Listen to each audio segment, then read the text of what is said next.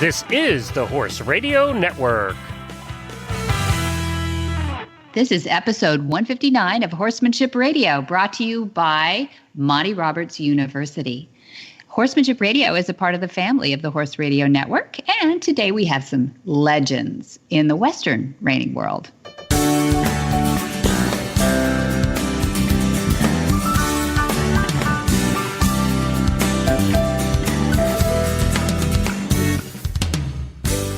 This is Debbie Laux, and you're listening to the Horsemanship Radio. Thanks for joining us. Horsemanship Radio airs on the 1st and the 15th of the month, and I have my producer, Jen, with me today. How are you, Jen? Greetings, Debbie. It's summertime in Florida. How about California? Oh, totally broken out there, huh? No, not quite. I mean, we're kind of in that. We have what we call May gray and June gloom a little bit. Not quite hot and heavy yet, but you are? You're dripping already. We're pretty much into summer. You're in Flags Up Farm is in California, but it is not in Southern California, is it?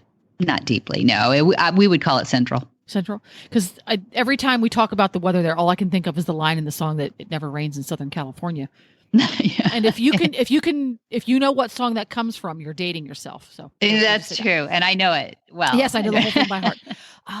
So is spring in normal years? I know you guys have been in a drought for I think a decade now. Yeah, it's true. Does Central California typically have a spring rainy season? No, we'll get a little rain in the winter time, and like February or something. But right now, no, we don't have those problems of really sloshy arenas and all that. When it rains pretty good, and it's not like a Seattle rain that's like a mist all the time. But when it rains, it really comes down. You have to watch for flooding. Of course you do, because it hadn't rained for 10 years. Yeah. but it's actually not too bad. Our soils are pretty good, so that will drain off pretty quickly and all that too. And wish for it again to come back. Yes, it stops. Okay, we want it back again. Come back. We have a covered arena too, which is really nice to have it. It's a giant, beautiful covered arena. It's so nice. People come from miles around to go, can I use your arena? There you go. Speaking of that, Monty spends so much time traveling around the world doing demonstrations. Does the training of horses continue by way of trainers who are on staff at Flags Up Farm when he's on the road, or are there independent trainers that use the facility? How's that work? Well, we have a couple of trainers there, yes, that train their own horses and have their own barns there too. And, we're very particular, as you can imagine, and they're wonderful. But we also do have a rhythm to the training too.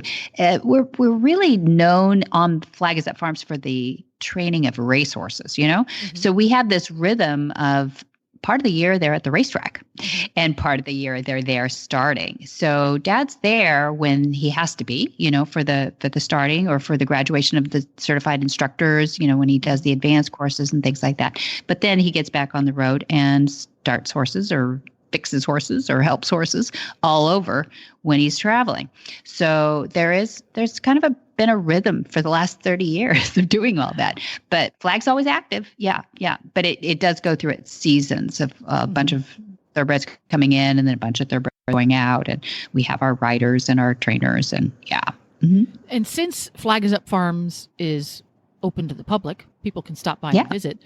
If they were to stop by on a typical early summer day to get a tour, what might they expect to see as far as horses and people doing things with horses? I hope they're early risers, because we do get those horses out pretty early, 7, 8 o'clock, and really the farm opens about 9 o'clock. The gates, you could just push the button and come in. It's a self-guided tour, and we do have different areas on the farm that people can kind of find and become acquainted with. You can explore. It's really nice. I mean, sometimes people even bring their picnics and they sit in the grass. We have a little park area, and it really is a cool place to kick. And people bring their kids, school age kids through and things like that too. We don't do the public tour-ish kind of thing, because we're a working farm. But we've never locked the gates. We've had visitors welcome there since 1966, and we're not about to change. So it's a lot of fun to come. People come from all over the world. They really do what I call pilgrimage there, to see the iconic round pen where a lot of back when people thought round well, penning if you have odd. your Monty Roberts University, you've seen that round pen. Exactly. It is that round pen. And we have several on the farm too. We have another structure that's like that, slightly smaller. And then we have lots of portables, and we've got the gentling facility. A lot of people don't find the gentling facility. If you're listening to this, ask where the gentling facility is, because it's in the back. It's very quiet, and it's where we start the Mustangs and the gentlers. They don't, when they first come from a holding pen or a rescue, they don't look all that great. And so we got to thinking, people are going to come on the farm. The first horse they see out of context. Yes. Out of context. Yes. It might look a little funny. So we've got them in the areas in the back where it's quieter too. They're not so disrupted. Yeah. Back they're there. stressed already. The last thing they need is a lot of traffic going by, and Yeah. But they look awesome. By the time they go home, to the rescue place, or they're adopted out, they look amazing. Those Mustangs are just incredible. Anyway, they're such survivors, and they're so well built and all that stuff too. They have to be to survive. So it is a beautiful thing to see the before and after too. I do wish people get to see that. Well, there we go. Well, we will all be traveling again soon. Yeah. And if you're not sure why I made that reference, because you're listening to this show in 2023, just Google 2020 travel restrictions and you'll know why. Yes. Speaking of longevity and speaking of legends, we've got a couple on the show today. Dear friends, each one of them, Ron, Ralls, Chris Cox, and get time with Dad. So these three on separate phone calls had some great conversations, and they wanted to check in with each other while people were off the road right now, and they wanted to see about how is it that these guys have been around for so long in an industry that's changed a lot over the years, but these guys are champions. They're amazing talent with a horse, and I think they are. All three of them are great students of the horse. And I think what I learned in these conversations is that they bolster each other, the competition and the knowledge that they're out there creating new ways to do things better and getting better with their horses. And then they liked comparing notes. Trainers of 50 years ago didn't like comparing notes. These guys really do. They really like to know that horses are on the right track, that horsemanship is going in a good direction. And that's what I love about these guys. They're really good. Well, there we go. And we're going to get right to our first guest after we hear from Equus Online University. A couple of years ago, I don't know how long ago it was now, but we had you on a number of our shows talking about the Equus Online University, which had just come out. It has developed. It's become better with the search engine in it, and it's become better with the forum because we have such an amazing. A lot of those forums, people get on there and go, "Oh, no, you're not. Yes, you are. No, you're not." Yeah, usually it ends up with the whiners on forums. Exactly. Right. And it's not. What I see is a mentoring. Actually, it's almost the polar opposite, because we do give these rosettes out for people who've completed so many lessons. And once the rosettes started, now we have we're up to 5 rosettes for somebody who's watched every lesson. And you have those rosettes by your forum personality in your profile. And so you can really see who's watched all these things. So it gives them credibility when they come in and say, "Hey, have you watched this lesson?" So people come on there and they're using it as a training tool, frankly, and they get on there. And I'm not bragging on the university as the greatest training tool, which I think it is, but it's also a great place for people to be mentored as they begin their journey with horses. It really is cool. So when they watch the lessons, and they can watch them over and over again as many times as they want, they get the lesson notes, they get audio, they get visual, and then they've got the forum to kick around too. Plus we've got now since 2004, every week, without fail, we put up a Q&A from Monty himself. He chose the question, he answered it, and we put it in a database. And that's actually free for everybody to search and get to. It's open on our Equus Online University. In other words, it's a non-subscriber open source forum too. Not forum, but a Q&A base. The forum is not. You're behind a subscriber wall for the forum, just so we know who's talking. But it's been an incredible experience, actually, to put these together with Stefan Peters and Will Simpson. You know who I'm talking about. These guys have won everything in their worlds. And Charlotte Bradals, and if I get started, Richard Winters, and so many guest lecturers that are on there too. So some people ask, why is it called university? Well, that's what a university is. It's not just one opinion. It's not just one deliverer. And I think that's the difference between everybody is putting out a YouTube these days, and they're free. So people ask us sometimes, why do you charge like up to $10 a month?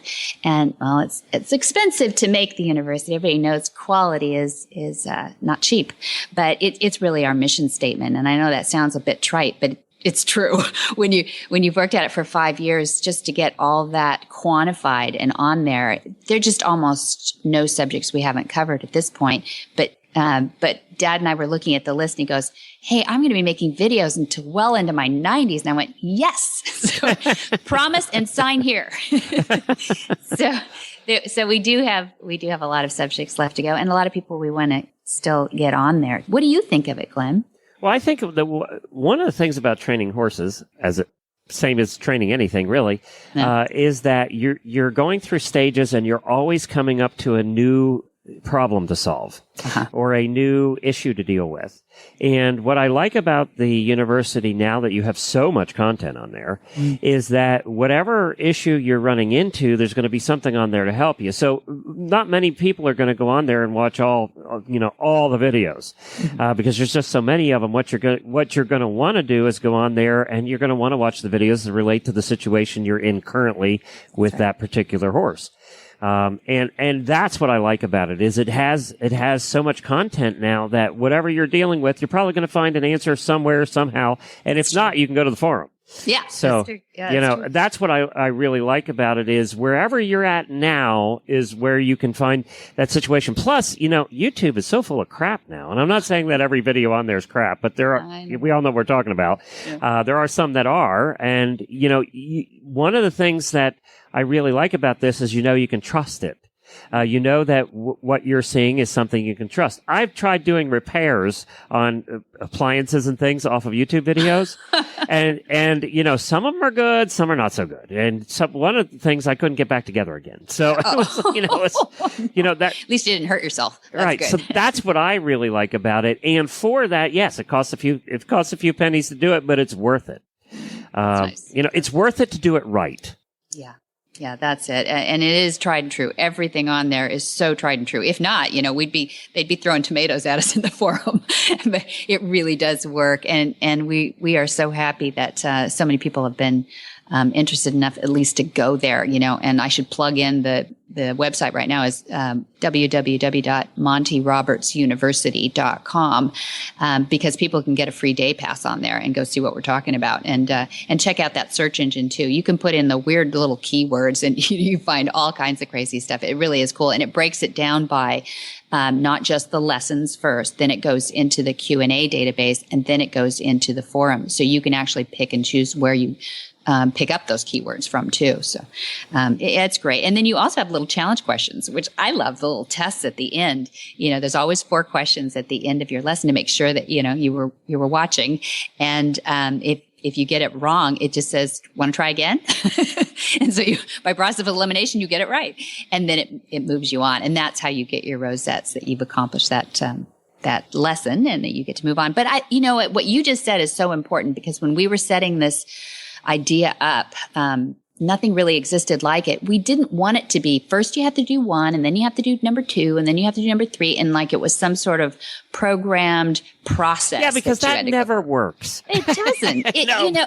Because we wanted people who were amazing trainers to jump in there and go, this is what what does Monty say about this? Or what does this trainer say about that? And they could be at a world-class level, or it could be a very beginner saying, where do I start first? And you can just go down the lessons if you want.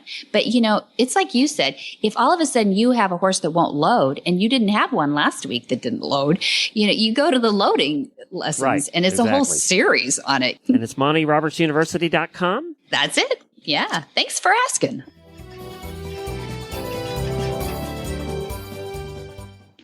A back-to-back winner of the world's greatest horseman award in 2003 and 2004, Ron Ralls won the $100,000 World's Richest Stock Horse Championship just 2 years later. In 2010, he took home the AQHA Junior Working Horse Reserve World Champion, the National Reined Cow Horse Association World Champion Hackamore, and the NRCHA Stallion Stakes Championship trophies. He was inducted into the NRCHA Hall of Fame and is close to achieving the $1 million in a career earnings mark. Today, Ron is still training and showing and loving every minute of it. He and his wife, Patty Ralls, make their home at the training facility in Gainesville, Texas. Well, I just want to say welcome. I want to say welcome to Ron Ralls and Monty Roberts, old dear friends. And there's a story between you two, and it's a good one. I love your story, and maybe we could start off by just letting the listeners in a little bit about how you two got to know each other and how you both have developed along the same parallel lines into excellence in the horse industry, and how much of an influence you are, and you can brag on each other. And then, and I'd like to hear a little bit about that, just to give us a little background, and then let you two catch up. So we'll start with Ron. And what's your earliest memory of seeing these cowboys, you two meeting? Do you remember, Ron? Yeah, I grew up on a cow ranch over there, and I was over there with my dad. And anyway, long and short of it, I hadn't been off the ranch in a long time, and my brother was working for Monty and Pat. He was the veterinarian. Mm-hmm. And I scraped together a little gas money. I thought I'd go spend the weekend, see Van. I hadn't seen him in a long time. And because of that, I met Monty and Pat. You just wouldn't meet a nicer guy. I can say this with him on there because that's the way he came across. He's honest, and what I didn't know about him in those first days was how dedicated he was, how hard he would work. And I bought him a bunch of horses, and we got started there, and it was pretty rudimentary in the early days. And off we went up to Reno to the Snaffle Bit Futurity, and I'm sure his eyes were out on his cheeks and wondering what the heck all this is about with these people that show horses and what they do. And so we went through, 3 or 4 years here, and actually, I think Ron will remember it, that I just couldn't get them any cattle here. We were in a drought, and the cattle business around the Santa Barbara area is pretty limited. And along come these people from the cattle sales yard up in Templeton, California, and they talked to Ron about going up there and putting an arena in, and they had a lot of cattle coming through for these sales that they put on, and the cattle were coming from Bakersfield and all up through the San Joaquin Valley and clear up to Salinas on the coast, I guess. And so he had a lot of cattle there.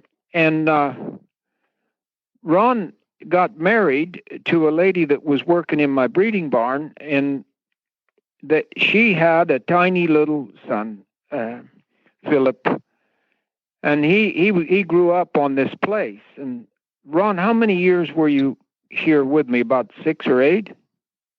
6 or 7. 6 or 7 years. He was here with me, and I watched an uplift of talent on a horse's back that is historical. It really is historical, because he would tell you himself that when he won the world's greatest, was it twice, Ron, or? Yes, it was twice. Twice, yeah. Twice in a row. When if you could take a video of him on those first days here, and a video of him winning the world's greatest, you would swear that guy that won world's greatest was a tough hand when he was 8 years old. And I got him when he was 28 years old. Mm-hmm. Now, I think that's right. Is it not, Ron? Yes. Yeah. It's 28. I was just fixing to turn 29. Well, there you are. So clear through the 28th year, I got to knock another one off.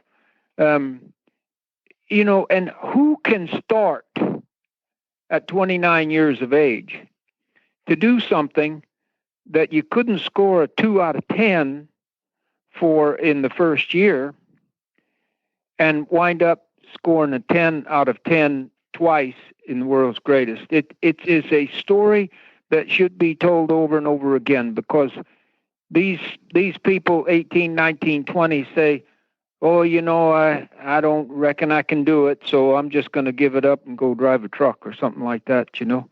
And Ron could have given up easy. I know Van was helpful, and we altogether we had about 5 brothers that worked for us from one time or another. Ron can tell us, was it 4 or 5 brothers that worked for us here, Ron?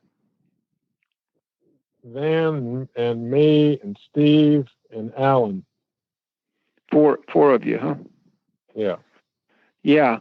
And just people of the greatest quality in their core that you could ever imagine.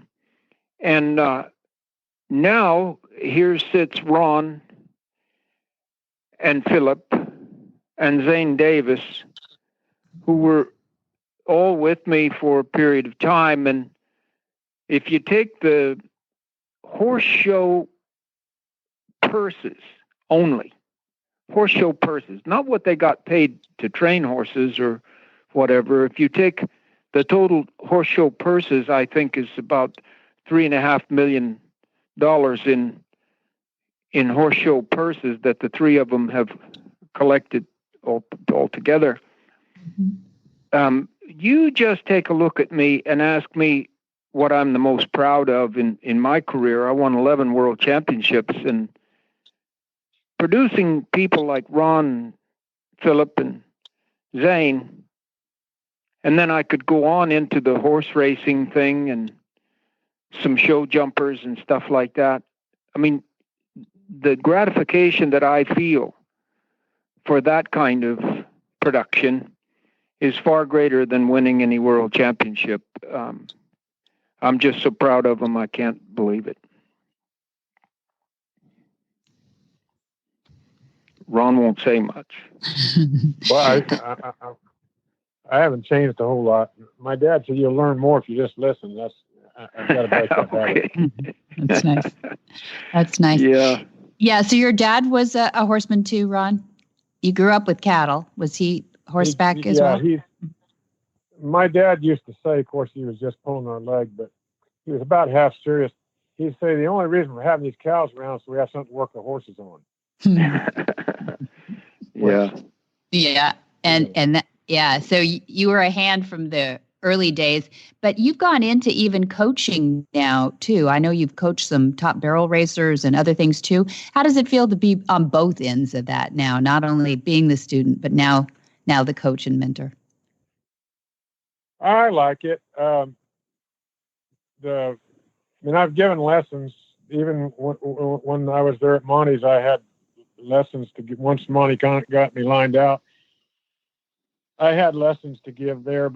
So I've always done that. But the barrel racing deal, I do some private lessons here at my place, but I do a lot of clinics on the road, and I like it. It's probably 10 or 15 years ago, it probably wouldn't have flown too good because I don't think they were ready. But most all of them are figuring out that there's got to be better techniques, and they're trying hard to get better, through horsemanship. And so that makes my job easier because they're wanting it now. 10, 15 years ago, I don't think they'd have been interested. And I like that you said horsemanship too. What are some of the parallels between reining and barrel racing, if any? Well, I don't know if there's any actual parallels in the training. It's like anything. I don't think it matters what horse industry you're in. The broker your horses are, the parts are broke right. You can move parts. You can manipulate a horse's body easily, and they like it. The broker they are, whatever event that horse is, whatever event that is his, they will be better at it. I don't know if that answers your question, but it does. Sure. Do you think you coach your students to be more of a partnership with their horses? What draws the best out of their horses when you see a good student?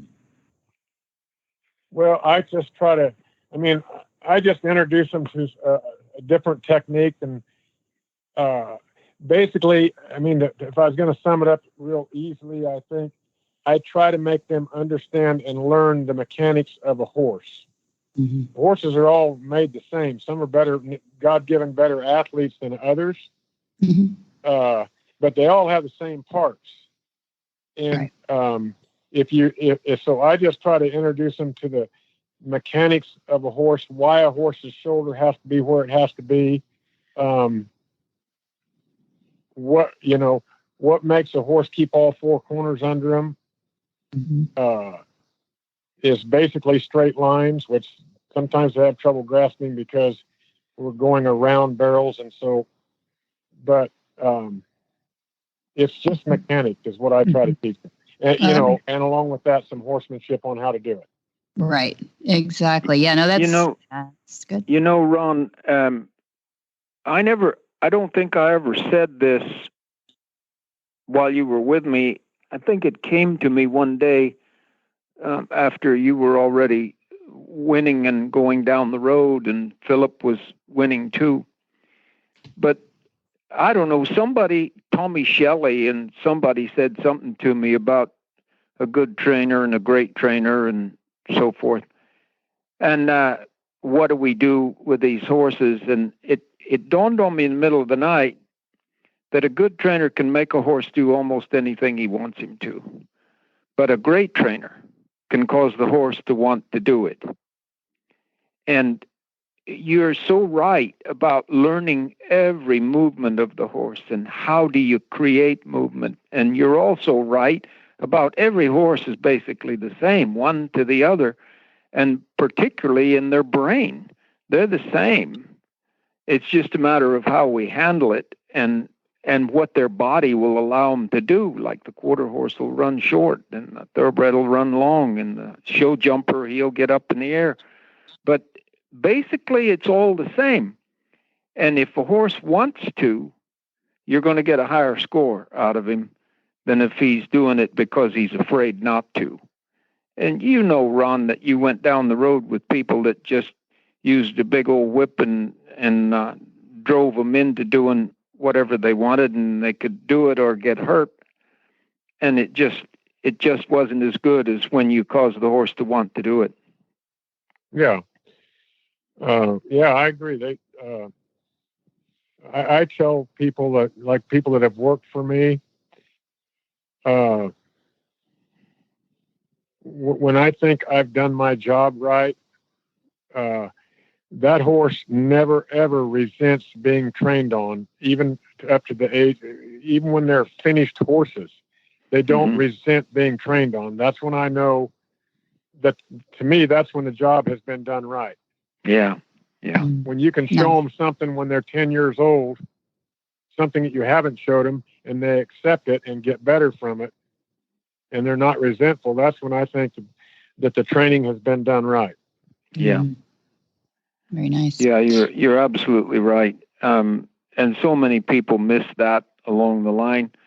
And if you look back at generations before you, force was the main thing. And if you got a horse that was scared enough, you could make him do something. But those same horses wouldn't make it today by any stretch of the imagination. And world champions that were world champions in my day would be 5th, 6th, and 10th today because improvements have been made in every way.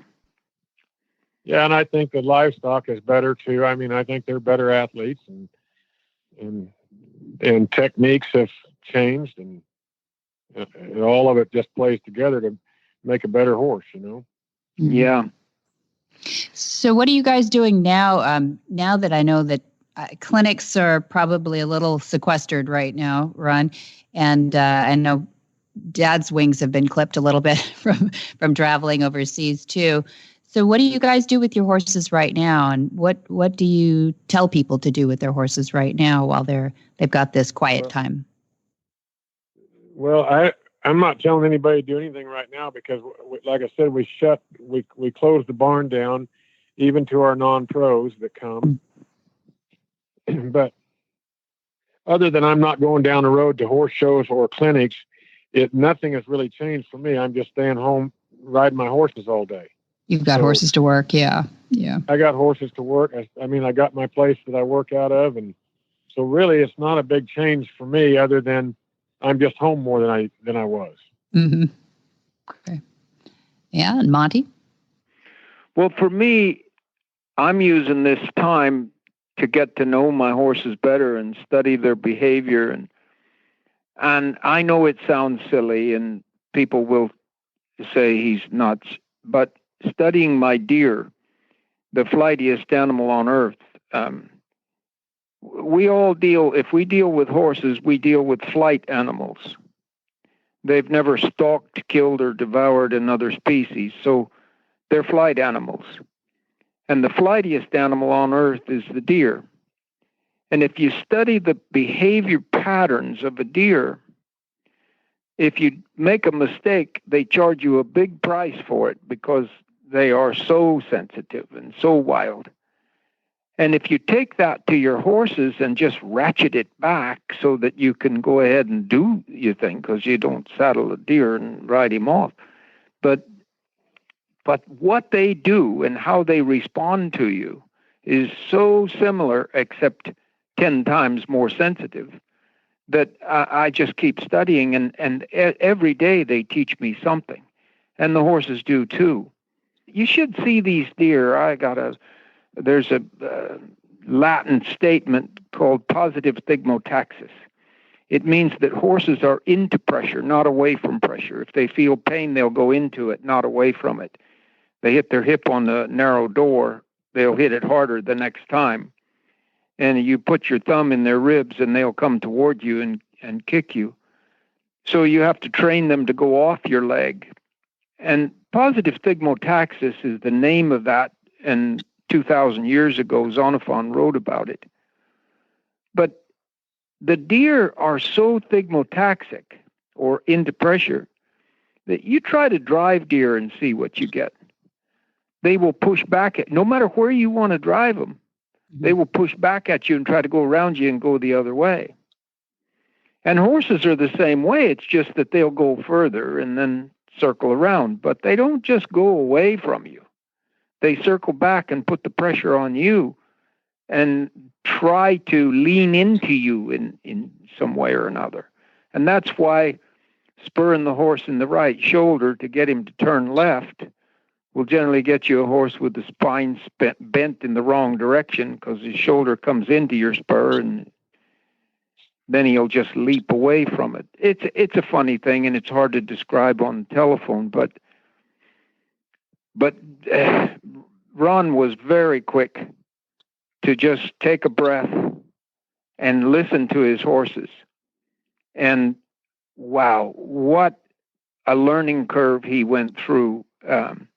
Got in a different saddle, got a saddle where he could ride a horse through the stops and the spins of the working cow horse, and let the horse do it, and encourage him, give him rewards, which is rest generally, when he does it right, and put him to work when he does it wrong, and they'll soon learn to do it right. It's a little bit like people. I remember Van telling me that he wanted to go, his father wanted him to go to vet school, wanted him to go to college, and he didn't want to go to college. Mm. So his dad put him digging cattle guards on a ranch he had in a hot part of California. Oh, that'll do it. Yeah, and he dug out about 4 or 5 of these cattle guards and decided college was a better way to go, and turned out being one of the best vets in the world. Well, he is amazing. You put your horse to work when he's wrong, makes mistakes, and you ease up on him when he gets it right, and he'll look to get it right. And it doesn't mean violence. It doesn't mean you have to bash on him. It's unbelievable what Ron has done with his career. Well, it's great to hear your voice again, Ron. And likewise, if you ever get out this way, I surely hope you look me up. Well, I will. I'll make you buy me a big old steak or something. I'll be happy to. Very sweet. I'll be happy to. Okay. Well, say thank you to Patty for letting us borrow you for a little bit, too. Yeah. I will. And Monty, please. I want to thank you and Pat for all you guys have done for me. Well, you already have, Ron, and I have your poster on the door in my saloon in my house, and your note at the bottom of it, and it's a treasure to me. Hi, Carol Herder here, president of Cavallo, home of the world's most trusted and popular hoof boots. You know, one of the most interesting parts of what I do is the many horsey stories I get to hear. Most of them are really uplifting. Some are stories of challenges, and a few are downright sad.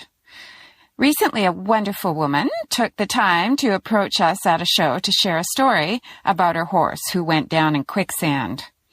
It started out as a really scary story. We were holding our breaths, waiting for the outcome, and it turned out wonderful. They winched the horse out relatively unscathed, albeit, a little traumatized, and everyone standing around were super amazed that he still had his Cavallo hoof boots on.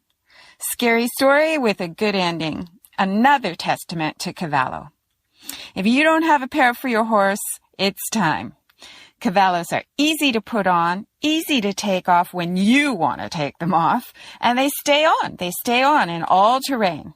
Cavallo, the world's most trusted hoof boots. Influenced in his early years by both English and Western traditions, Chris Cox has implemented a style and technique that can be applied universally between both horse worlds.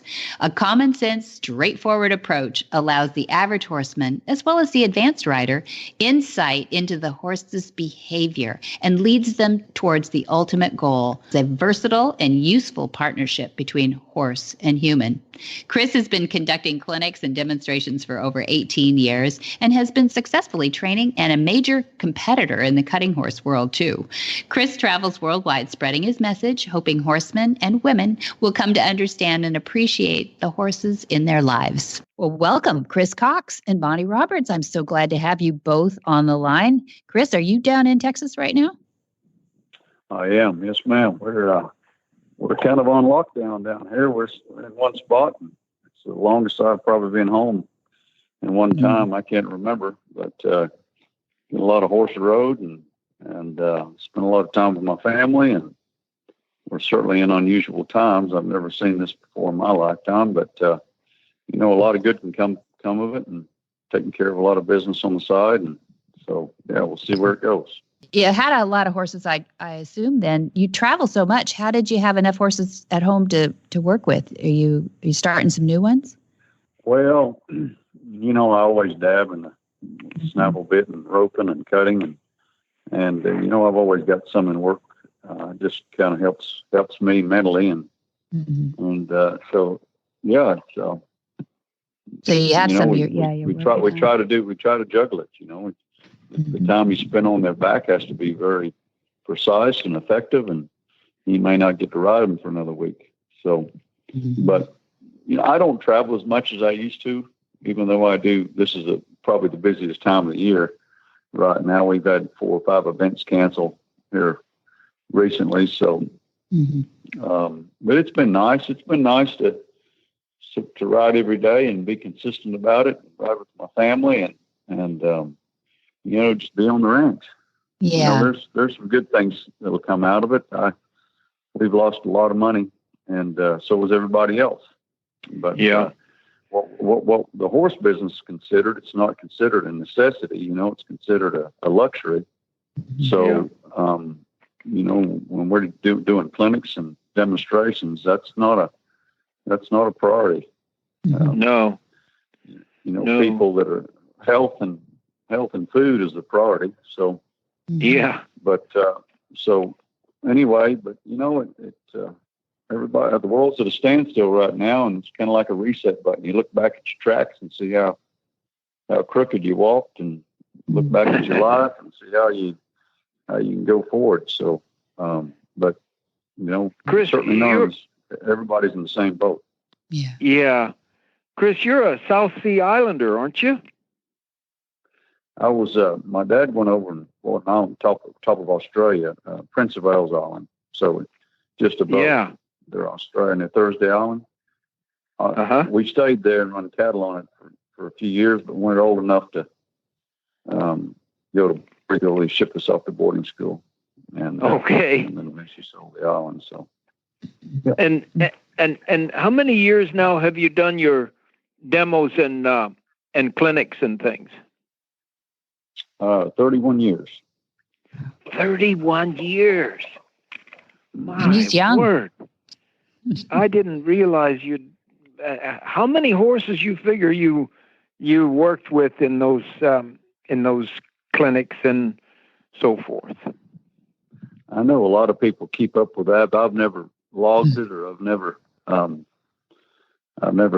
you know, really paid attention to that, Monty. But I think the people tell me, this is what people tell me. Like when I do a clinic, and I'm only 53, but when I do a clinic, I'm one of the only guys that'll ride their horse, because it's pretty dangerous getting on somebody else's horse. And a lot of people have been hurt by it, you know, and they got a different feel to them. But you know, if they got a problem, I'll get on it. I end up riding out of, we have 23 in that clinic, so I'll end up riding, you know, most of them. But you know, that just helps me, you know, and I tell people all the time, I'm not training on the horse, I'm training on me. And the better I get, the better horse gets. Amazing how that works. But you know, Chris, I've been doing this same thing, as you know, in 41 different countries. And mine all started in 1989. So I'm only 30 years or so. How long did you say you've been doing it? 31 years. It could be. I came over here in 86. And I did my first clinic a year or two after that. And then I contracted with the BLM. I went around doing demonstrations, starting Mustangs when they were adopting them out. So I did a contract. I remember that. Yeah, I did a contract with them for a few years, and then I did a clinic in Tennessee, one of the first ones, in 1980. I want to say 88, something like that. And it was in Perry, Florida, kind of a redneck area, but and then just kind of went from there. But I was fortunate enough to be beside a guy that did some clinics in Australia, a guy named Ken May, and around him, helped him a little bit with some, so I had a little bit of an idea. You know. Well, Chris, I've known you for a long time, and and yet not well, and we haven't spent a lot of time together. But isn't it amazing that I never realized I did my first public clinics in 1988? Mm-hmm. So exactly the same year. And it was because of those that the Queen called me, and I visited with her in 89 and did several there, and then she put me on the road. So our careers are almost identical in length. I never realized that before. But I'll tell you something. You've had a lot more experience growing up. I've kind of followed you. You've had a lot more experience. You did a lot of horse showing and yeah, a lot of events. I remember reading about you in the Western Horseman many years ago. Yeah. Matter of fact, about your deer. You know. Yeah. Right. Well, I'm having a lot of time with my deer right now, Chris, and I'm loving every minute of it. I just got reacquainted with the whole family of deer, and I swear to God that some of these old does are looking at me saying, "What the heck took you so long to come back around and visit with us and spend some time with us?" So I've always respected anybody like yourself that has been successful and that betters the horse. It doesn't matter if it's different. It doesn't matter how you, as long as the end result is what we're looking for, you know? Yeah. And yeah, well, I certainly appreciate that attitude, and you know very well that it isn't shared by a lot of people in the horse industry, and they do feel that they can climb over you and put you down so that they look higher. But, you know, I often say my way is the only way for me today. But if you show me a better way, that'll be my way tomorrow. So I keep watching people like you. And do I do things exactly as I did in 1989? My word, Chris, when I go back and look at my videos, man, I've improved. And it means that I'm doing things differently. And so I didn't have it then, and I don't have it now. And you and others younger than both of us will climb up and figure out, the good ones will rise to the top and figure out ways. I just got off with Ron Ralls. I took him on at 29 years of age, and he had a camel up between his shoulder blades and was as country as anybody could ever be, and winds up winning the world's greatest twice and the world's largest purse, and has won just about $1 million in prize money from horse shows, which is just unheard of. And I just feel that the horses will teach us if we listen. And I'm sitting here looking at a picture of Johnny Tivio, and he was the greatest horse that ever looked through the bridle, in my opinion, when he was doing it, when he was looking through the bridle. He's buried now. And I swear to you, I marked a 77 and I think 178 on him. And Chris, everybody that has come along with talent has learned from you and from me and from others, and they have improved to the extent that my 77, I think 2 of those and 178, they would be 72s and 73s today. And Johnny Tivio would be 5th or 6th in a very big contest today, where he was a standalone winner back in 1965 and 64 and 63. And I think that's a good thing. You know, the football players get better. The basketball players get better. And it's people like you, and I hope me, that can cause this thing to be better for horses globally when we get along with one another and we learn from one another. Well, you know, I tell you, we're all in this together, and we have to act like it. You know, I tell people all the time in my clinics, if I don't change something up from year to year, you need to go see somebody else, because I'm not getting any better. That's right. You know, I might have been doing clinics for 31 years, but I wasn't ready back then to do clinics. But, you know, I jumped into it and I was talented, but now I've become a much better teacher. And that takes a while. Yeah. You know, doing something is one thing, Monty, you know that. Yeah. Yeah. You know, there's a lot of great hands we grew up with could do it, but they couldn't explain it. Right. And back when I grew up, there wasn't any videos necessarily you could watch, or TV or anything like that, or internet or YouTube. Yeah. You had to go spend time with somebody. If they were good enough to and kind enough to show you some stuff, man, that was great. But most everybody kept that stuff to themselves. Yeah, that's so true. True. For generations. Chris, you know, I'm sure you've heard of the brothers Dorrance. Oh, yeah. Tom and Bill Dorrance. I knew Tom. Mm-hmm. Yeah. Well, I was raised with them. I was a kid when they were in their prime, you know? Mm-hmm. And I swear to you, Chris, neither one of them could score over a 68. And I remember Bill Dorrance getting run away with and crashing through the panels at Salinas, pulling with both hands on the reins. They were not talented riders, but they could explain it.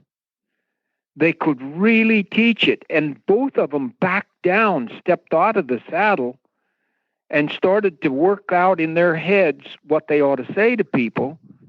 And they started a whole new generation of people who took horsemanship seriously as an art form. And then we came up with the next generation that moved on from there. But, you know, a lot of them in that generation were still roping horses by the heels and dragging them across the pen to put the first saddle on. And they were saying, do it. And there's still, some of them still doing it today. That's right. But things change, and we ought to recognize and revere change instead of criticize change. And I just, this call is for me to say to you, congratulations, because we've come through a lot together without being together. And I think both of us have learned to get along with one another and to watch, and I'll take little bits from you. And if you see anything I can do for you, just let me know, because sure, we're in competition, but you know, we can give a guy a hand and get him up after we knock him down and still be friends. And yeah, I don't look at it as competition, Monty, at all. I think that you know, when I've been to Europe and Europeans come here, they say, you're the Monty Roberts over here, you know. And I'm interviewed by Europe. They always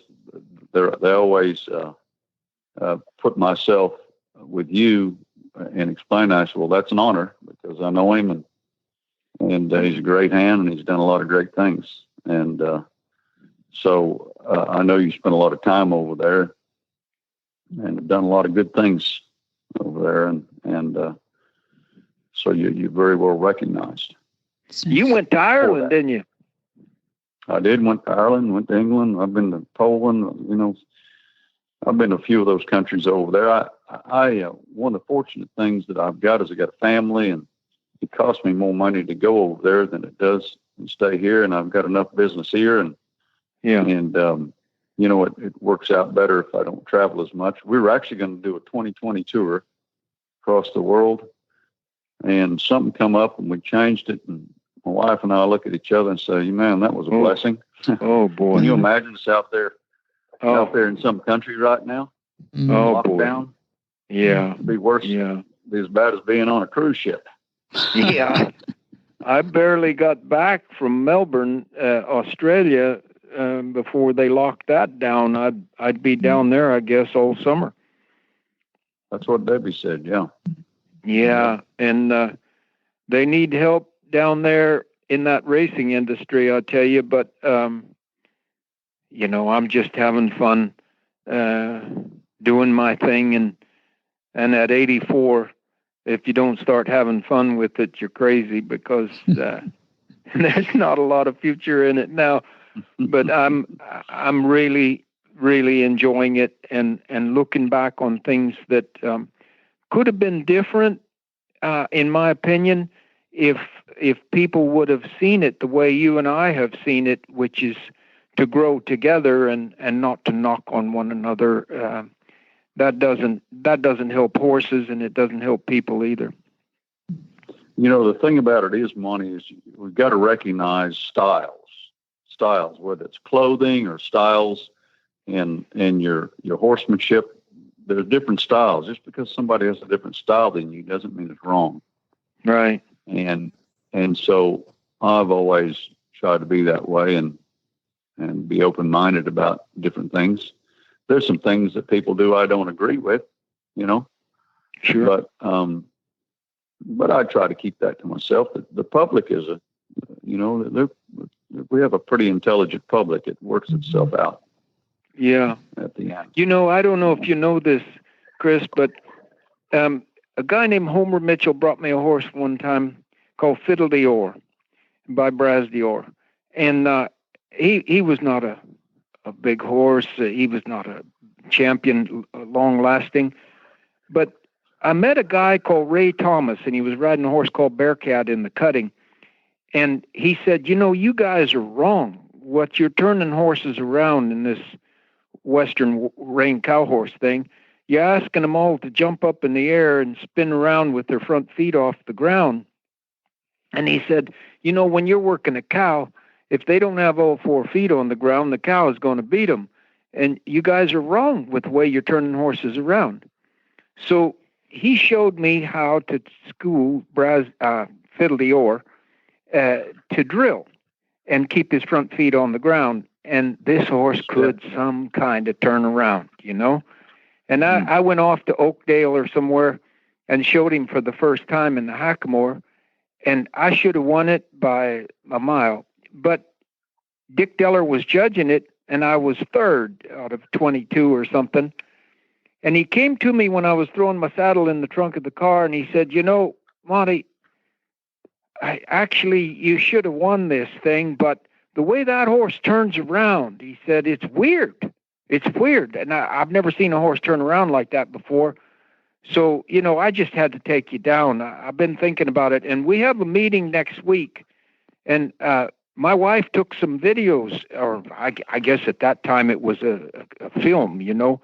And I want to show them there and talk about this. Do you know that horse was never beaten again? And everything changed right then, so that the Western horses in the working cow horse division became drilling horses with the front end down on the ground. And that was the first horse to ever do it. Instead of jumping.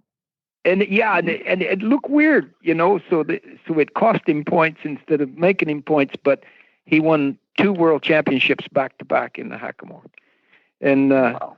It's one of those things that you could call a fulcrum, or, you know, that point at which the whole world changed for the Western division. Now, nobody knows that I was the first one to do that, and it doesn't matter to me that they don't know. But the world over, if you go to Italy and watch Western horses, they'll turn around this way instead of the other way. Yep. So tell me, Monty, did you know Monty Foreman? Oh, I did, yeah. I met him several times, and I was in Denver when he had a big wreck. But go ahead. Yeah, I was just kind of intrigued about him. You know, I never got to meet him, but over the years, he was kind of ahead of his time a little bit with his videoing and his horses stopping. They were stopping differently, you know. Yeah. And of course, they'd get off them like calf horses, you know. Yeah. And they're stopping a little bit more level. And he was an eccentric kind of a fella, wasn't he? He was indeed, yeah. Yeah, and he didn't mind being the first one to do something, even if it was dangerous, you know. He really would. Yeah. And I saw him have a terrible wreck in Denver with a horse. And all of our horses stopped so much different then than they do now. And my God, you never would have dreamed that a horse could stop like you see these horses stop today, one after another after another. They could have done it the whole time, but we didn't know how to do that. Leave their heads alone and run them to a wall and sit down and not be pulling on them and not get long shanks and chains under their chin and stuff and pull their head up in the air. And Monty Foreman was one of those fulcrum people. He reached out and went for the new thing. And whether you liked it or not, he was changing us. He was changing all of us. And Don Dodge was changing us. And I mean, I could go on and on because Matlock Rose was changing us.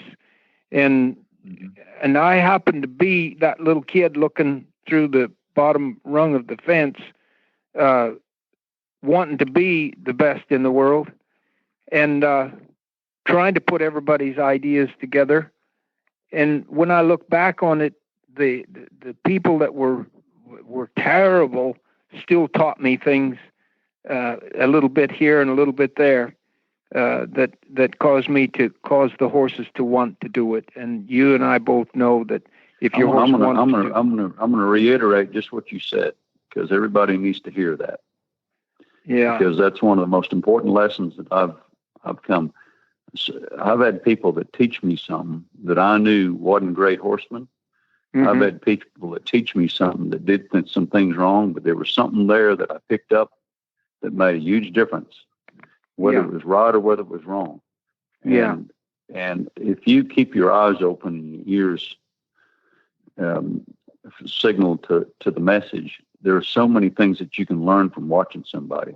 And it could just be a little bit that'll change a lot of things about what you do. And I learn a lot of stuff what I shouldn't do more than what I should do sometimes. and you know, it's our mistakes that teach us everything we know. That's right. You know, if you just open your eyes and look at it, we need to watch our horses. They can teach us so much. And my word, sometimes I come up with something and I say, what in the world took me so long to learn this? It's such a simple thing. But we need to think simple and not complicate things with our horses and cause them to want to do it. That's when you get your good scores. Yep. The simpler it is, the more relaxed they are, the more understanding. Yeah, it's a lot of simple things put together that looks complicated. Yeah. I just went through a thing going through Australia where they have all of these closed-in racetracks. Everybody trains on the same track, and they go in the same gate and out the same gate and train through the same starting gates, starting stalls, barriers, as you call them in Australia. And suddenly, about 15 years ago, it dawned on me that everybody that builds a training operation puts the starting gate close to the stable where they can just walk out and train a horse through the starting gate, and then they go on to the track. And I had it that way here. And all of a sudden, one day, I had a wonderful man here with me. Run off. And it suddenly dawned on me, Chris, that every time you take a horse to that starting stall that's right close to the barn, his tail's pointed to his house when his head is pointed out to the racetrack. And every kid that's ridden a horse through the mountains at night knows when it gets dark and you don't know where home is, you put your hands down, the horse will take you home. So I switched my gate around, took it down to the far end of my racetrack, and they all go around that gate and come back home now. And it's unbelievable the difference it has made. And how simple is that, And still, 99% of the gate. That's a great analogy. And every event on that, every event that I'm at that sets up a ram pen, I'll tell them, put the gate to the opposite end of the gate that you enter. Yeah. Always put the gate to the opposite end. So when they walk them in, And when they go to round pen, the gate's facing the other way. It's not facing towards the gate. That's so important. Just what you said. I'm sure on a racetrack, it would be the same thing. Well, those horses that do that, they can't be giving you their best when they're looking over their shoulder. Mm-hmm. You know? And my word, my horses are doing better now. I got a filly here right now, Chris, that they paid $1 million for, and she's bred royally, and they couldn't get her in the gate, and when the gates came open, she wouldn't go out. She'd rear over backwards. She put 3 people in the hospital. And just little changes, and now she's just training beautifully, and she's 5 years old, and they never could get her right after paying $1 million for her. So, and it's simple. It's simple. I'm no genius. But the closer you get to your horses and your deer, the more you learn. And I'm having so much fun just learning behavior. It's like a university for me. You know, I've gotten to where I try to teach people how horses think rather than teach them techniques. Yeah. And you've got to know how they think first before you can ever ask them to do anything. Yeah, techniques should follow. Very few people know how horses think. Yeah, every technique we use should have a good solid reason in how horses approach that particular problem, and then you'll get it right. Making a horse do anything is a mistake. Thank you so much for joining us on Horseman Radio, both Chris Cox and Monty Roberts. It's fun to hear two such learned men about horses and such long experience in the industry talk and share. And I hope that this happens more often between some of the top trainers on earth, because there is so much to do across disciplines. That's such a foundation that we need to work on. So thanks for being on. Whisper the language of the herd. Listen, you don't have to say a word. It's time for Jamie Jennings to fetch an email from Monty Roberts' inbox and share a morsel of Monty's wisdom in a little segment we like to call Ask Monty. Leave this world a better place than mine. The magic in the language of the herd. Hi, this is Debbie standing in for my dad, Monty, who's standing in for Jamie, who usually reads the trainer's tip. But I'm going to do it today, and I think this is a fascinating Q&A, so here we are. My pony will move his head in a full clockwise circle over and over again. He'll do it if he's at the gate and ready to leave the arena if I allow him to. Last week, we put him out in the field alone. He is boarded at a barn, and I'm not allowed to take any of the other horses out with him. I'm guessing that he does this when he's stressed or bored, because he's fine when I work with him and fine when the barn owners put other horses out with him. My question is this: should I try to stop it or just accept it as a part of his personality? Monty's answer: if this is something he fails to exhibit when riding or handling him, then let's consider it his property and accept the fact that all individuals are just that. Every human has some trait that we can label a fingerprint. It's theirs and probably should remain theirs without interference if it hurts no other individual. For more of these insights into good horsemanship, go to montyroberts.com and click on the words Ask Monty at the bottom of the page. Hi, Debbie. I just had to write and tell you how much I'm enjoying Monty's podcast on Horsemanship Radio. You and Monty and your podcast guests are my company every evening while I'm feeding, cleaning, and finishing up barn chores for the day. I especially enjoyed the recent podcast 158 because so many of the guys that Monty talked about, and especially Greg Ward, were heroes of mine when I was growing up. It was really fun to be a fly on the wall listening to Monty recount all those stories. And I also enjoyed his discussion with Tanya Johnston about the deer and thigmotaxis. Thanks for all the great information you and your dad are spreading throughout the world.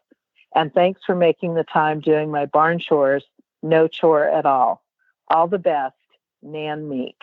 What in the wide, wide world of sports is going on here? Yeah. Where in the world is Monty Roberts? Monty is looking forward to meeting some new friends, two-legged and four-legged. We are going to have May 18 through 22, the advanced exams with Denise Heinlein and Monty. Then June 21 through 23 is the movement with Monty Roberts, Temple Grandin, Rick Lamb, and other outstanding speakers and trainers. Then on June 29 through July 3, we have the Monty special training with the Brazilians. And then July 24 through 26, we have a horse and healing. August 3 through 7, Monty special training. And August 17 through 28, Gentling Those Wild Horses, Gentling Wild Horses course. And September 11 through 13, long-term planning. We have another horse and healing on that weekend. And we also have a CHA, Equine Facility Management, an EFM certification at Flag Is Up Farms. And if you didn't put all of that to memory, no worries. You can go to montyroberts.com and find his calendar there, along with lots of other information. Or you can call Flag Is Up Farms at 805-688-6288. And if you want details about today's episode, you can go to horsemanshipradio.com, where you're going to find links to today's guests and topics, photos, and more information. And we love your feedback. We want you to follow Monty Roberts on social media. On Facebook, it's Monty Roberts. Look for the one with the little blue check mark. And his handle on Instagram as well as Twitter is Monty_Roberts. What's an underscore? It's the little dash that's at the bottom. There you go. Go to your app store and get the Horse Radio Network app. That's where you find them. An easy way to listen to this show and all of the others. It's free and easy to use. Just go to your app store on your Android or your iPhone and search Horse Radio Network. Very good. And many thanks to our sponsors, too. We're having so much fun on the university. There are lots of new visitors. We've got online blowing up. And this is coming out right after Monty's birthday, too. So we're really excited about everybody that has joined with us to create a movement away from the rougher parts of horse handling and into the more effective and efficient ways of horse training. Be sure to visit all the other great shows, too, on the Horse Radio Network at www.horseradionetwork.com. And until next time, have many happy horse hours.